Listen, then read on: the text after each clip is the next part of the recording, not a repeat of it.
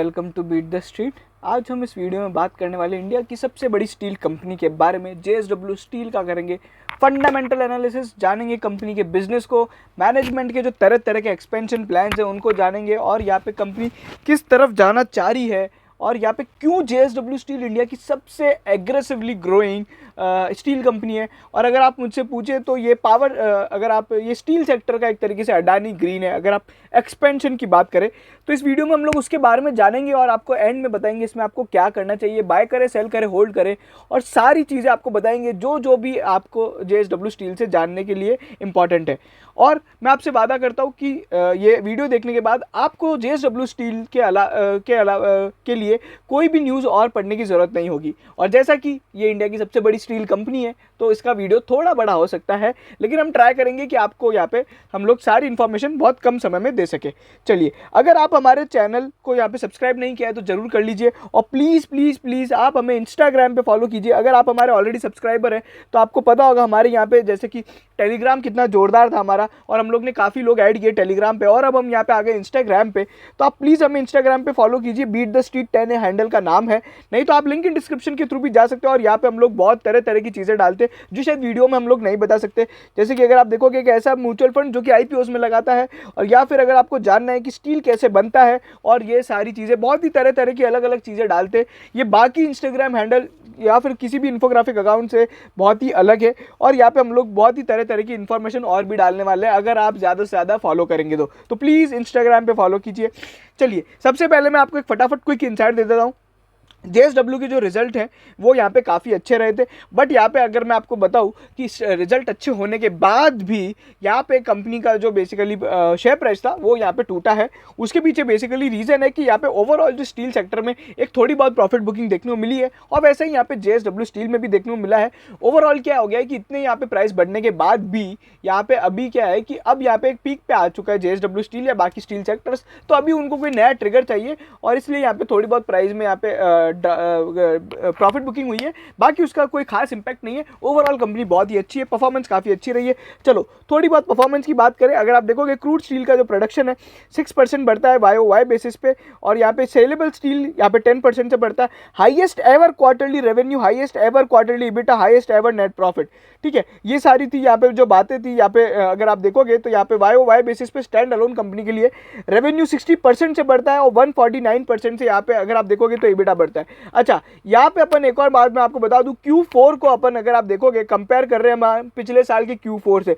पिछले साल के Q4 में आपको पता है मार्च के लास्ट के 10-15 दिन में यहाँ पे लॉकडाउन लग गया था, और जिस कारण से यहाँ पे बहुत ज़्यादा एक प्रॉब्लम आ गई थी। तो वहाँ पे क्या था कि मार्च का जो पिछला क्वार्टर था वो थोड़ा लो बेस है, उसमें बिजनेस ही कम हुआ था, तो वो सारी चीज़ें। बट अपना जो मार्च क्वार्टर था अभी Q4 का वो बहुत ही शानदार था और उसमें पूरी इकोनॉमी जोर से चल रही थी। इंडिया में लॉकडाउन जो लगा है वो अप्रैल में लगने चालू हुए थे, और वैसे भी स्टील कंपनीज को कुछ खास यहाँ पे इंपैक्ट नहीं आया लॉकडाउन से।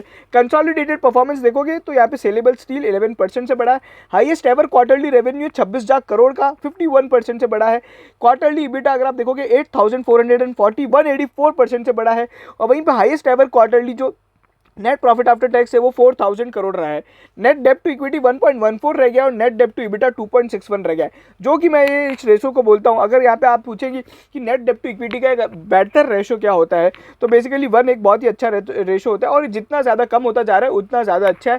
JSW स्टील में मैंने ऑलरेडी बताया था कि कंसर्न्स क्या है, डेप्ट के कंसर्न्स है, जो कि मेरे को लग रहा है कंपनी अपनी शानदार परफॉर्मेंस के कारण यहाँ पे ये सारी चीज़ों को अब यहाँ पे डेप्ट को भी वो यहाँ पे कर पाएगी, और आने वाले टाइम में हो सकता है थोड़ी बहुत डेप्ट का रिपेमेंट देखने को मिले।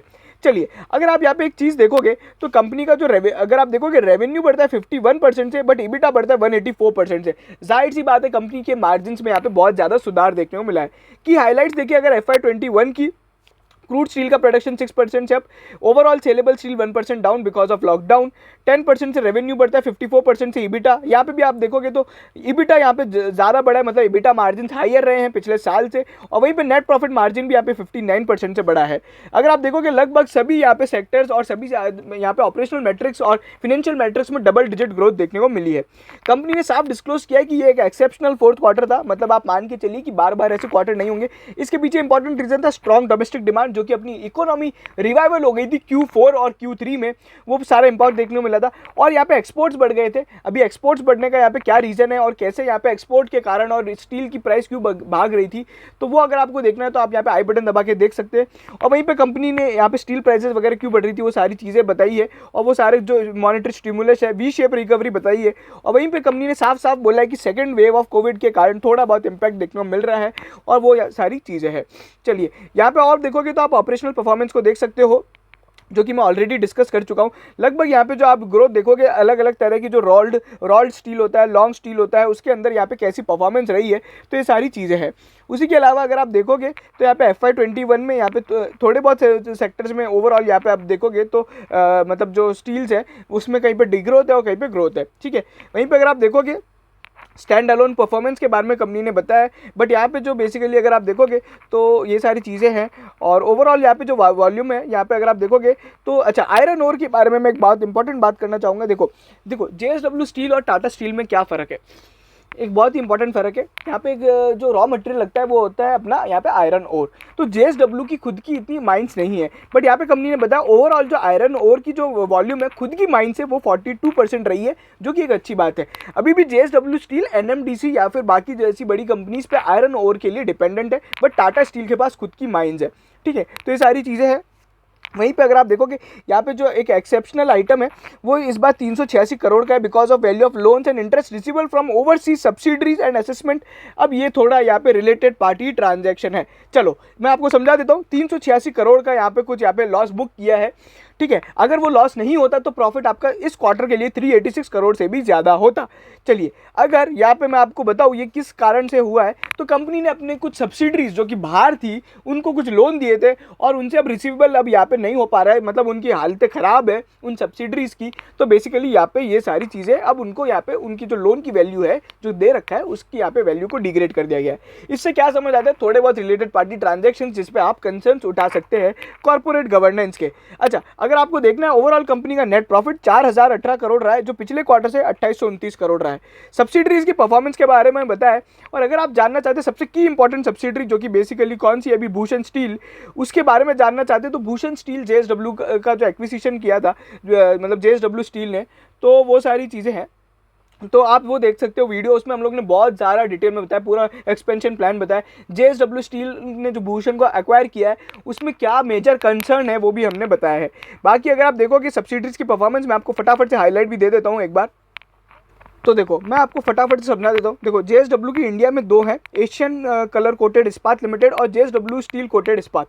ये जो दो सब्सिडरीज है ना, ये तो यहाँ पे प्रॉफिट में है, ठीक है। यहाँ पे इनका EBITDA भी पॉजिटिव है। बट बाकी जो भी दो तीन सब्सिडरी है जिसकी हम बात कर रहे हैं, ओयो, यहाँ पे US प्लेट स्टील पे जो मिल है, और इटली की जो कंपनी है, ये सभी EBITDA लॉस में है। और यही एक कारण है जो यहाँ पे 386 करोड़ का वो बेसिकली जो लॉस बुक किया जा रहा है कि इनकी जो बाहर की सब्सिडरीज है वो यहाँ पे प्रॉब्लमेटिक सिचुएशन में है। कंसोलिडेटेड परफॉर्मेंस अगर आप देखोगे यहाँ पे ये देख सकते हो। ओवरऑल ये सारी चीज़ें हम लोग ऑलरेडी डिस्कस कर चुके हैं। और नेट डेप्ट टू EBITDA यहाँ पे 2.61 है। जो डेप्ट है वो यहाँ पे 858 करोड़ से यहाँ पे डाउन हो गया है, even after spending capex and acquisitions 15,000 crore का भी, मतलब 858 करोड़ से कंपनी ने अपना डेप्ट यहाँ पे कम किया है। ये किसके बावजूद हुआ है, 15,000 करोड़ का इस बार इन्वेस्टमेंट और कैपेक्स किया था, जिसमें से मेजर यहाँ पे पैसा लगाया गया है जो कि करीबन भूषण स्टील में लगाया है, इतना ज़्यादा पैसा लगाया है और वो सारी चीज़ें हैं। और उसी के अलावा यहाँ पे अगर आप देखोगे ओवरऑल यहाँ पे इंपेयरमेंट एक और किया था 83 करोड़ का, वो US के कोल बिजनेस का किया है। मतलब आप समझ लो इनकी जो बाहर की कंपनीज है ना वो हमेशा प्रॉब्लमेटिक सिचुएशन दे रही है। एनुअल परफॉर्मेंस अगर आप देखोगे यहाँ पे पेंडेमिक के कारण ओवरऑल एनुअल परफॉर्मेंस जो थी वो यहाँ पे प्रॉब्लमेटिक थी। कंपनी ने ये बताया कि 99% यहाँ पे स्टैंड अलोन सेल्स और ये कंपनी ने अचीव करी है। और वो सारी जो है बेसिकली जो वॉल्यूम गाइडेंस थी 15 मिलियन की यहाँ पे, और यहाँ पे अगर आप स्टील प्रोडक्शन की जो गाइडेंस थी उसको 99% से अचीव किया। अच्छा, एक बात मैं आपको बताता हूँ कि हर बार है ना एक चीज़ जो अपने को देखनी चाहिए ना, कंपनी अपनी गाइडेंस को किस तरीके से अचीव कर पाती है, ठीक है। और वहीं पर अगर आप देखोगे कंपनी के जो स्टील प्लांट थे वो 96% कैपेसिटी यूटिलाइजेशन पर पहुँच गए। जितना ज़्यादा स्टील प्लांट का कैपेसिटी यूटिलाइजेशन होगा उतना कंपनी का कॉस्ट कम लगेगा और उतनी रिकवरी ज़्यादा होगी। उसी के अलावा यहाँ पे बाकी सब बात करें, कंपनी ने बोला है कि यहाँ पे जो Q1 FY 2021 है उसके अंदर एक वीकेंड जो अपना जो था बेसिकली कंजप्शन और डिक्लाइन देखने को मिला था, जिसके कारण FY 21 पे इम्पैक्ट आया, मतलब ये जो पिछले साल की बात कर रहे हैं, और वही सारी चीज़ें हैं। और वहीं पे अगर आप देखोगे एमिडेस जो कंपनी ने अपने Q2 में ऑपरेशन चालू किए, Q3 में बढ़ना लगा और Q4 बहुत ही शानदार था, वो सारी चीज़ें बताई है।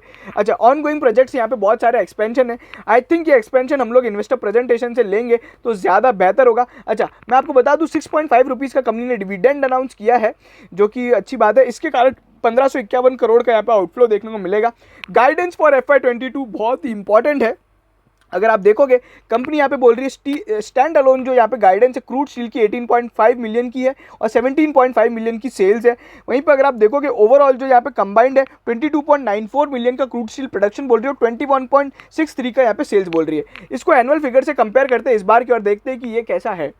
चलो, अगर आप देखोगे ना तो जहाँ पे अपन 22-21 की बात कर रहे हैं, मैट्रिक मिलियन टन्स की बात कर रहे हैं, यहाँ पे इस बार जो परफॉर्मेंस रहा है वो 15-14 के लगभग रहा है। तो मतलब एक अच्छी खासी 25% की आप मान के चल सकते हो कि यहाँ पे कंपनी ग्रोथ अचीव करना चाहती है, ये जो गाइडेंस दी है और वो सारी चीज़ें। इस बार कंपनी का एक्सपोर्ट भी बहुत ज़्यादा बढ़ा है, अगर आप देखना चाहते हो तो एक्सपोर्ट वगैरह काफ़ी अच्छा रहा है। 36% इस बार YoY इंक्रीज है एक्सपोर्ट के अंदर, जो ये कंपनी ने बताया है। और ओवरऑल यहाँ पे जो एक्सपोर्ट्स अकाउंट है वो यहाँ पे टोटल सेल्स के 28% यहाँ पे एक्सपोर्ट्स है। ठीक है, ये सारी चीज़ें थी, मतलब कंपनी अभी है ना बहुत ज़्यादा एक्सपोर्ट पे यहाँ पे अगर आप देखोगे तो ये सारी चीज़ें हैं। चलो, आउटलुक क्या है, आउटलुक भी जान लेते हैं। कोविड-19 उन्होंने बोला एक ब्लैक स्वान इवेंट है और उसके कारण बहुत सारी प्रॉब्लम चल रही है। और वहीं पे JSW यहाँ पे की रोल कर रहा है। कंपनी ने 1000 टन का यहाँ पे अभी तक ऑक्सीजन इधर उधर भेज दिया है और 1000 यहाँ पे बेड्स लगाए हैं विजयनगर और यहाँ पे अगर आप देखोगे डोलवी वगैरह में, और वो बाकी सारी चीज़ें करी है। अच्छा, बेस्ड ऑन द एक्सपीरियंस और अदर कंट्रीज़ यहाँ पे कंपनी बोल रही है कि Indian government is expecting availability of 2 billion vaccine between August and December. और वहीं पे टाइमिंग और ट्रेजेक्ट्री अभी आने वाले ये गवर्नमेंट के जो आने वाले बजट और उसके पे डिपेंड करता है। बाकी आउटलुक के मामले में कंपनी ने बोला है कि ये कंपनी जो स्टील डिमांड है वो यहाँ पे आने वाले टाइम में भी थोड़ी बहुत स्ट्रांग रहेगी, और ऐसा ही बिल्कुल आउटलुक दिया था टाटा स्टील ने भी। ठीक है, तो यहाँ पे मैं आपको एक चीज़ बताना चाहूँगा कि टाटा स्टील और यहाँ पे जो बाकी दो ये अपनी कंपनी है, इनकी जो आउटलुक्स रहे हैं ना इस बार के लिए Q1 और FY21 के लिए वो काफ़ी स्ट्रांग रहे हैं। ठीक है, तो ये सारी चीज़ें थी। अच्छा, एक और इम्पॉर्टेंट बात यह है कि कंपनी ने अपने यहाँ पे बेसिकली 7000 करोड़ का एक राइट इशू लाने का प्लान किया है, जिसका QIP NCDs के थ्रू यहाँ पे किया जाएगा, नॉन कन्वर्टेबल डिबेंचर्स। और यहाँ पे एक है ना QIP प्लान किया जाएगा 7000 करोड़ का। तो ये सारी चीज़ें। अच्छा, अब इन दोनों में से एक हो सकता है। और उसके अलावा कंपनी ने एक राइट इशू का प्लान किया है जिसके लिए बोर्ड का अप्रूवल आ गया है। राइट इशू बेसिकली जो अपना नॉर्मल होता है, जैसे रिलायंस का राइट इशू आया था ना, तो इस बार 5000 करोड़ का ये प्लान किया है। ओवरऑल ये सारी चीज़ें थी। कंपनी ने बहुत सारे एक्सपेंशन प्लान किए जिसके बारे में अपन जानेंगे। अब एक बात है ना, थोड़ी मस्त मस्त चीज़ें जानते हैं और चार्ट वार्ट बताते हैं आपको, जिसमें आपको बहुत मज़ा आने वाला है। हम लोग ने बहुत फिगर बता के आपका है ना बहुत मूड और आपको बहुत वो कर दिया है, आपको बोर कर रहे होंगे, बट अब यहाँ पे आपको बिल्कुल मज़ा आएगा। चकाचक एकदम प्रेजेंटेशन है कंपनी की, हाइलाइट्स वगैरह ऑलरेडी बात कर चुके हैं। इस बार 2 मेजर एक्विजिशन किए थे। BPSL को खरीदा है, भूषण पावर स्टील, वहीं पे 49% स्टेक खरीद लिया है अभी तक अगर आप देखोगे। और वहीं पे एशियन कलर कोटेड को यहाँ पे अक्टूबर में खरीदा था और वो सारी चीज़ें, और वेल्सपन के एक बिजनेस को खरीदा है मार्च के अंदर। तो ये सारी चीज़ें हैं। वहीं पे डिजिटाइजेशन पे काम कर रही है और वो सारी चीज़ें, स्टील के लिए अवार्ड मिला है। अच्छा, डोलवी एक 5 MTPA का यहाँ पे जो बेसिकली विजयनगर में एक्सपेंशन है वो यहाँ पे बोर्ड ने अप्रूव किया है। और यहाँ पे डोलवी में भी 5 MTPA का एक एक्सपेंशन चल रहा है जिसके बारे में अपन बात करेंगे। एवरेज यूटिलाइजेशन रहा है इस बार 84% रहा है पिछले साल के लिए, और ओवरऑल 93% रहा है। इनकी जो 13 माइंस है, अभी जो 13 की 13 माइंस है इनकी यहाँ पे वो हो चुकी है बेसिकली ऑपरेशनल। और अगर आप देखोगे कंपनी ने थोड़ी बहुत नई माइंस मिली जो कि अभी अलॉट होना बाकी है, वो उसमें काम होगा इस बार। अभी जो कोल के यहाँ पे वो हुए थे, तो शायद JSW ग्रुप ने थोड़ी बहुत यहाँ पे माइंस खरीदी है, और डिविडेंड वगैरह मैंने आपको सारी चीज़ें बता दी है। चलो, अब आ जाते हैं सस्टेनेबिलिटी पे। सस्टेनेबिलिटी पे एक ही चीज़ मैं आपको बताना चाहूँगा, कंपनी ने कितना ऑक्सीजन सप्लाई किया है। 50,000 मेट्रिक टन कंपनी ने यहाँ पे अगर आप देखोगे मेडिकल ऑक्सीजन सप्लाई किया है। 1200 मेट्रिक टन हर बार बेच रही है। तो ये सारी चीज़ें बहुत सारे लोग पूछना चाहते थे कितना ऑक्सीजन भेज रही है और इतना ऑक्सीजन की न्यूज़ आ रही है ना, तो ये सारी चीज़ें। एनवायरमेंटल परफॉर्मेंस है, बेसिकली एनवायरमेंट परफॉर्मेंस में आपको बता दूँ कंपनी कार्बन एमिशन और यहाँ पे ग्रीन कार्बन एमिशन को कम करना चाहती है और सस्टेनेबल रिसोर्सेज को यूज़ करना चाहती है, जैसे कि बेसिकली अपने ग्रीन एनर्जी हो गई, सोलर एनर्जी हो गई, और इन पर ज़्यादा काम कर रही है। ओवरऑल यहाँ पे कंपनी ने अब ग्रोथ फोरकास्ट बताया है। बेसिकली अगर आप देखोगे जो ग्रोथ फोरकास्ट है इस बार के लिए, आप देख सकते हो CY जो करंट ईयर है जो Jan 21 का है उसके अंदर 6% ग्लोबल इकोनॉमी का ग्रोथ GDP ग्रोथ फोरकास्ट है। IIP के प्रोडक्शन और वो सब देखोगे तो आप ओवरऑल यहाँ पे सब जगह इंडस्ट्री भाग रही है इंडिया के अलावा। अच्छा, वहीं पे अगर आप देखोगे अब यहाँ पे जो क्रूड स्टील का यहाँ पे प्रोडक्शन है उसके बारे में बताया, स्टील डिमांड वगैरह बताई है, CY21 और वो सारी चीज़ें, चाइना का एक्सपोर्ट के बारे में बताया। ये सारी चीज़ें एज अ इन्वेस्टर इतनी ज़्यादा नहीं है। चाइना का एक्सपोर्ट देखो, मैं आपको ऑलरेडी वो वीडियो में बता चुका हूँ चाइना क्या कर रहा है। अगर आप देखोगे चाइना के एक्सपोर्ट बहुत बढ़ गए थे और उसके कारण उनके ही वहाँ पे घर में प्रॉब्लम हो गई थी, जिसके कारण उन्होंने एक्सपोर्ट करना बंद कर दिया है। Steel prices are on rise, आप देख सकते हो कैसे यहाँ पे स्टील प्राइसेज पहुँच चुकी है, यहाँ पे एकदम टॉप पे चल रही है, one of the highest steel prices है अभी। और इंडिया की इकोनॉमी में अभी एक अच्छा खासा वो आया था बूम, बट यहाँ पे लॉकडाउन के कारण सारी प्रॉब्लम हो चुकी है। इंडिया स्टील के यहाँ पे जो डिमांड है, एनुअल ट्रेंड्स आप देख सकते हो कैसे रहे हैं। अगर आप देखोगे स्टील इंपोर्ट्स वगैरह इस बार इंडिया ने कम किए हैं और एक्सपोर्ट बहुत ज़्यादा किया है। 30% स्टील इंपोर्ट्स कम हुए, 55% से स्टील बढ़ा है। तो ये सारी चीज़ें पता पड़ती है कि इंडिया में स्टील में कितना वो आ रहा है। आप देखो ना, छोटी छोटी स्टील की कंपनियां चलने लगी। भूषण स्टील को देखो कहाँ से कहाँ पहुँच गया, दो टाटा स्टील चलाता है बट फिर भी। और वहीं पर अगर आप देखोगे स्टील कंजप्शन भी इंडिया में बढ़ रहा है। मंथली स्टील इंपोर्ट एक्सपोर्ट का यहाँ पे फिगर दे रखा है, क्वार्टरली ट्रेंड्स यहाँ पे आपको दे रखे हैं, सभी में अच्छी खासी डबल डिजिट ग्रोथ है अगर आप बात करो ओवरऑल यहाँ पे कंपनी के और ओवरऑल स्टील सेक्टर में। अच्छा, ये क्वार्टरली वॉल्यूम्स है। अगर आप देखोगे quarter Q on Q basis पे भी कंपनी ने अच्छा परफॉर्म किया है, स्टील सेल्स वगैरह में भी, और वो सारी चीज़ें हैं।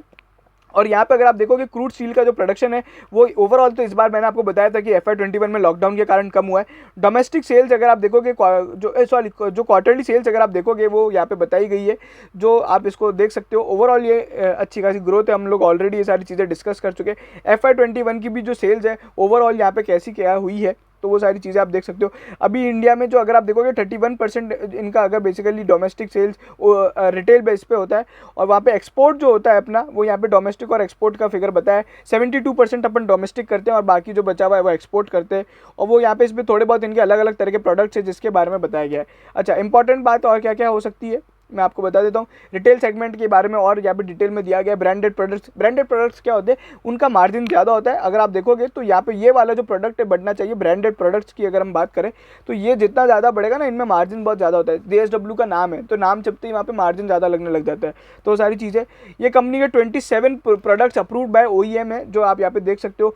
अगर आप देखोगे तो ये सारी चीज़ें अलग अलग तरह कहाँ पे मतलब काम आता है ना, वो सारी चीज़ें फर्नीचर में, गाड़ियों में और क्रेन्स में, और ये सारी चीज़ें। ये 27 प्रोडक्ट्स के चिट्टे बिट्टे हैं और आप देख सकते हो।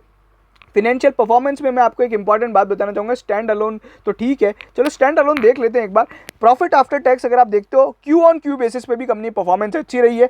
रेवेन्यू फ्रॉम ऑपरेशंस जो आप देखोगे क्यू ऑन क्यू बेसिस पे अच्छा रहा है। EBITDA अगर आप देखोगे वो भी अच्छा रहा है। फिनेंस कॉस्ट जो है बेसिकली कम होती हुई दिखाई दी इवन आफ्टर JSW का जो भूषण पावर का यहाँ पे एक्विजिशन है उसके बाद भी। अच्छा, कंपनी का जो EBITDA है Q3 में 5,600 करोड़ से 8,000 करोड़ कैसे आया, तो ये बेसिकली वॉल्यूम के कारण कितना है, और यहाँ पे बेसिकली जो सेविंग्स वगैरह और कॉस्ट कम होने के कारण कितना है, और वो सारी चीज़ें यहाँ पे ये सब चीज़ें बताया है। और इसी तरह का डेटा है ना बिल्कुल टाटा स्टील भी देता था। टाटा स्टील की अगर आप है ना वीडियो देख लोगे ना तो बहुत जोरदार है। उनने एक एक फिगर का यहाँ पे जो बेसिकली वेरिएंस आता है ना FY21 और FY20 के बारे में, एक एक मतलब ऑपरेशनल मैट्रिक्स से लेके EBITDA वगैरह सब के बारे में बहुत ज़्यादा डिटेल में बताया, एक एक का रीज़न दिया है, और वो सारी चीज़ें हैं। फिर कंपनी ने यहाँ पे JSW स्टील कोटेड प्रोडक्ट्स के बारे में बताया है और US के बारे में बताया है, जिसके बारे में अपन ने देखा US प्लेट वाले जो बिज़नेस है। फिर इटली के बिज़नेस के बारे में बताया है। फिर इनकी जो आयॉन कैपिटल के साथ जो JSW इस्पात स्पेशल प्रोडक्ट लिमिटेड की वो है उसके बारे में बताया।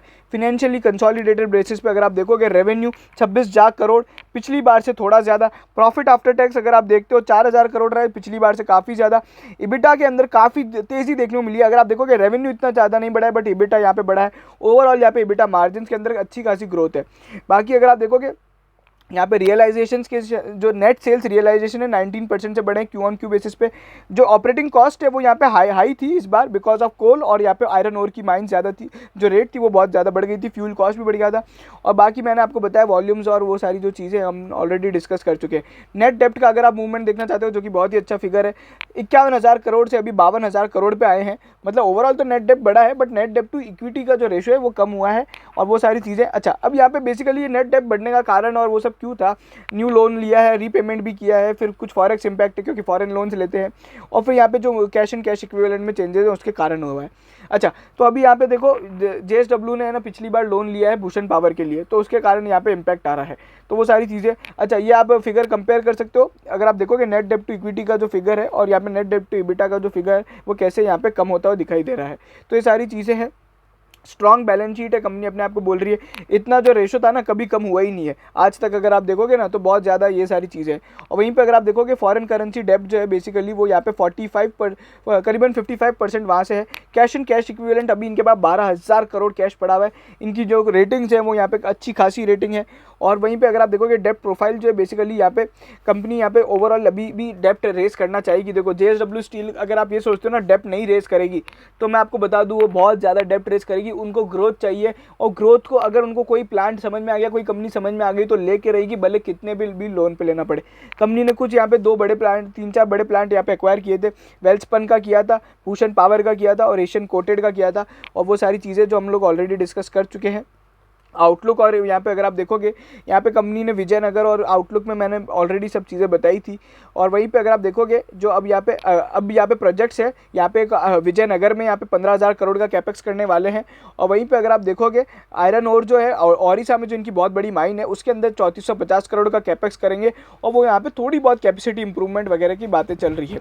FY22 की गाइडेंस मैं आपको ऑलरेडी बता चुका हूँ कैसे कैसे यहाँ पे मूवमेंट होगा। एनुअल कैपेक्स जो है आप यहाँ पे देख सकते हो कैसे कैपेक्स का प्लानिंग है, ये सारी चीज़ें। अगर आप देखोगे ऑनगोइंग जो कैपेक्स प्रोग्राम है ना, वो यहाँ पे अभी आप देखोगे तो 22,000 करोड़ का कैपेक्स वगैरह चल रहा है, जिसके अंदर यहाँ पे न्यू प्रोजेक्ट का जो अभी कैपेक्स चालू किया है वो 25,000 करोड़ उसमें लगाएंगे, विजयनगर के 15,000 करोड़, फिर ओडिशा की माइन के 3450 करोड़, और वो सारी चीज़ें हैं। तो मतलब कंपनी यहाँ पे ओवरऑल बहुत ज़्यादा यहाँ पे कैपेक्स में काम कर रही है।